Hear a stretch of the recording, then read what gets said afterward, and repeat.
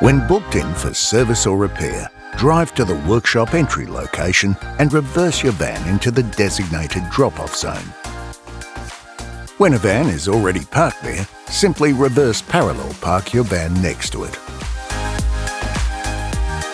The customer service receptionist will greet you and go over the service work order.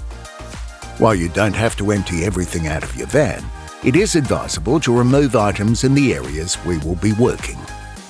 Main power and gas might be turned off. Therefore, please take any perishable items out of your fridge.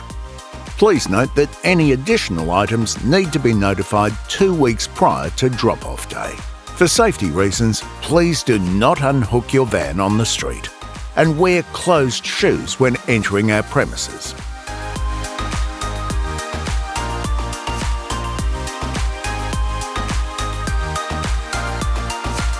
On the time of pickup, our service representative will go over what work has been carried out. When all good and accepted, payment can be made. We accept cash, credit card, EFTPOS and BPay. Keys are handed over, you can hook up your van, and you are on your way to your next adventure.